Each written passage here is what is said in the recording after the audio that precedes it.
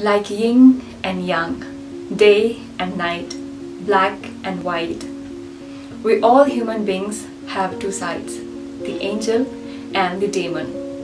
When I first read the title the last night I sang to my monster, the very first thing that came into my mind is the face of that unknown monster which sneaks from my bed now and then into the dark night and scare the hell out of me.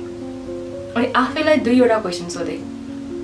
If I sing to that monster, will that monster like that song or will it get more scarier than before? अनि यो दुईवटा क्वेशनको answer पाउनको लागि I thought कि let's give it a read. And when I started reading this book, Benjamin Sayers has addressed beautifully about the mental health. Let's first talk about the mental health.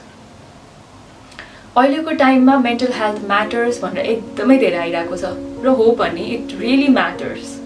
हुन्छ नि हाम्रो parents grand पेरेन्ट्सले भन्नुहुन्छ हामीले पढ्नुको लागि कसौँ हिँडेर जानु पर्थ्यो, एउटा फोन गर्नुको लागि घन्टौँ हिँड्नु पर्ने थियो, पैदल यात्रा त कति गर्नुपर्ने. अहिलेको जेनेरेसनलाई त सजिलो छ नि, केही खोज्नु पर्यो भने गुगल गर्यो, एउटा क्लिकको भरमा कति अर्कै ठाउँमा पुगिन्छ, एउटा फोनको भरमा घरकै ढोकामा खाना आइपुग्छ. एकदमै सजिलो छ अहिलेको जेनेरेसनलाई. तर त्यही हुँदा हुँदै पनि उनीहरू सजिलै गिभ अप गरिदिन्छ भनेर भन्नुहुन्छ. But the thing is every generation goes through some kind of struggles. उहाँहरूको पालामा फिजिकल स्ट्रगल्स धेरै थियो होला र म मान्छु हाम्रो पालामा फेसिलिटिजहरू एकदमै धेरै छ, एउटा फोनको भरमा घरकै ढोकामा खाना आइपुग्छ. तर त्यति हुँदा हुँदै पनि आई फिल कि we are losing that human to human connections, जुन एउटा ह्युमन टु ह्युमन एउटा इमोसनल बोन्ड क्रिएट हुनुपर्ने हो, बन्नुपर्ने हो, त्यो चाहिँ बिस्तारै घट्दैछ. And because of that, people are becoming more lonely and they are not able to deal with the mental stress. र अहिलेको टाइममा every people are going through some kind of mental breakdown. सायद त्यो कम्पिटिसनले गर्दा हुन सक्छ अथवा सोशल साइट्सको प्रेसरले गर्दा हुन सक्छ. And I'm very thankful that I have very few people in my life with whom I can connect with. Thank you very much for being into my life. तर सबैजना यसरी फर्चुनेट हुनु हुँदैन र हामी भन्छौँ कि जो पर्सनहरू मेन्टल स्ट्रेसबाट गइराख्नु भएको छ, we should listen them, we should show them love, हामी केयर सपोर्ट दिनुपर्छ भनेर भन्छौँ. But do we really do that? उहाँहरूले जे भन्न खोजिराख्नु भएको छ त्यो कुरा साँच्चीकै हामी सुन्छौँ त? उहाँहरूले जे भन्न खोजिराख्नु भएको छ त्यो कुरा हामी साँच्चीकै बुझ्छौँ त? या we are there for you भन्नुलाई मात्रै भन्छौँ? अनि वाट इफ कुनै एउटा डिप्रेस्ड पर्सनको माइन्डमा के कुरा गइरहेको छ, के कुरा उसले सोचिरहेको छ त्यो कुरा हामी पढ्न सक्यौँ भने, वाट इफ त्यो पर्सनले जे कुरा फिल गरिरहेको छ त्यो कुरा हामीले फिल गर्न सक्यौँ भने, एन्ड वाट इफ जुन तरिकाले उसले दुनियाँलाई हेरिरहेको छ त्यो तरिकाले हामीले हेर्न सक्यौँ भने, will we treat that person differently? Will we listen them more attentively? यो सबै क्वेसनको आन्सर चाहिँ तपाईँले यो बुकमा पाउनुहुन्छ. Because the story revolves around the 4 characters, जसमा एकजना चाहिँ थेरापिस्ट हुनुहुन्छ र बाँकी 3जना चाहिँ हिलिङ प्रोसेसबाट गइराख्नु भएको हुन्छ.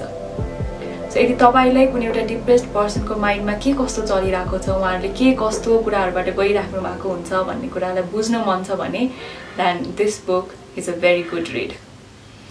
सो अब चाहिँ धेरै कुरा नगरौँ, पुरै स्टोरी नै म तपाईँहरूलाई चाहिँ भनिहाल्दिनँ. So I will quickly go to the pros and cons of this book. है त? So the first pros मा जानु पर्दा, the first pros is you will get to dig into the person's heart and mind. कुनै एउटा depressed person हुनुहुन्छ अथवा mental स्ट्रेसबाट गइराख्नु भएको कुनै पर्सन हुनुहुन्छ भने उहाँहरूको माइन्डले कसरी काम गरिरहेको हुन्छ अथवा कुनै एउटा सानो कुरालाई पनि उहाँले कसरी हेरिराख्नु भएको हुन्छ त, के कस्तो फिल गरिराख्नु भएको हुन्छ भन्ने कुरा चाहिँ you will get to know. The second prose is it's a very easy read. कुनै पनि hard and fast vocabulary use गरेको छैन, कम्प्लेक्स सेन्टेन्सेसहरू त्यस्तो धेरै छैन. सो यदि तपाईँ बिगिनर हुनुहुन्छ अथवा रिडिङ जर्नीलाई बिस्तारै अगाडि बढाइराख्नु भएको छ भने then it's a very good one, it's a very easy read. So the third prose is it will give you a chance to reflect on yourself. यदि तपाईहरु कुनै पनि एउटा डिफिकल्ट सिचुएसनबाट गइराख्नु भएको छ, कसरी डिल गर्ने भन्ने कुरा तपाईहरुलाई थाहा भइराको छैन र आफ्नो इमोसन्स बारे चाहिँ तपाईले स्योर भइराख्नु भएको छैन भने this book will be a very good excuse to sit back and reflect on what you are going through. The fourth one is overview of therapy. If you are going through some kind of mental breakdown अनि help लिऊ या नलिऊ थेरापिस्टलाई visit गरौँ या नगरौँ जस्तो डिलेमामा हुनुहुन्छ अथवा if I see a therapist अनि आफ्नो close friendly के भन्ला फ्यामिली मेम्बर्सले के भन्ला I don't know if that works or not भन्ने कुराको स्योर हुनु हुँदैन भने it's a very good book. You will get an insight about what therapy looks like and यसले हेल्प गर्छ गर्दैन भन्ने कुरा चाहिँ तपाईलाई थाहा हुन्छ. And the last one is more about mental health. यो बुकले चाहिँ मेन्टल हेल्थको बारेमा चाहिँ एकदमै धेरै कुराको जानकारी चाहिँ हामीलाई दिन्छ. खास it's a very sensitive issue र how we should deal with it भन्ने कुराको चाहिँ अलिकति भए पनि विल गेट मोर इन्फर्मेसन. अब कोन्सको बारेमा कुरा गर्नु पर्दा चाहिँ म लिटररी लेभलको कोन्समा चाहिँ जादिनँ बिकज त्यो काम चाहिँ क्रिटिक्सहरूले गर्नुहुन्छ जुन म त्यो अहोदामा चाहिँ छैन. सो जुन मैले फिल गरेँ त्यही कोन्सको बारेमा चाहिँ म तपाईहरुलाई भन्न गइरहेको छु. र यो बुकमा चाहिँ मैले भेटाएको एउटै मात्र डिमेरिट्स भनेको के हो भन्दा चाहिँ it's a very dark book है. सो यदि तपाईँ चाहिँ सेन्सिटिभ काइन्ड अफ पर्सन हुनुहुन्छ अथवा सानो सानो कुराले पनि तपाईँलाई टच गर्छ भने then this book might give you a very dark side होइन. तपाईँलाई चाहिँ एउटा डिफ्रेन्ट जोनमा चाहिँ लग्न सक्छ. सो यो बुक मैले पढेको भनेको 4 डेजमा अन एन्ड अफ गरेर 4 डेजमा सकाएँ. अनि यो 4 डेजसम्म चाहिँ I moved into a different zone, एउटा डार्क जोनमा चाहिँ पुगिसकेको थिएँ.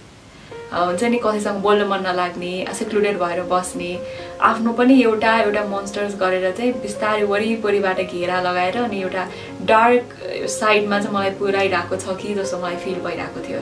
So it's kind of a caution for you people. नत्र भए चाहिँ this book is a very good read. यदि तपाईँलाई मेन्टल हेल्थको बारेमा अझ धेरै जान्नु मन छ भने चाहिँ this book is a must. It addresses beautiful about the mental health. So अब चाहिँ तपाईहरुले यदि यो बुक पढ्नु भएको छ भने तपाईहरुलाई के कस्तो लाग्यो please let me no in the comment section. मलाई मन परेको फेभरेट लाइन्सहरु चाहिँ म रिसाइट गर्न गइरहेको छु एट द एन्डमा. So let me know what's your favourite line, what you like about this book.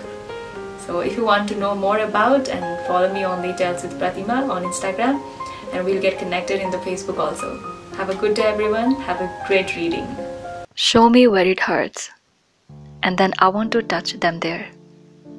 And then I want to show them where my heart is. And I want them to touch me there.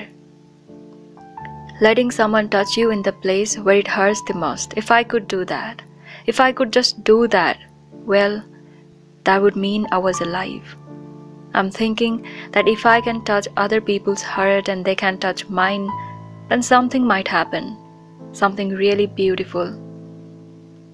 I don't mean that the hurt would disappear. I just mean that it might be possible to continue on the road towards a place called home. And if I could sing to my monster, then you can sing to yours.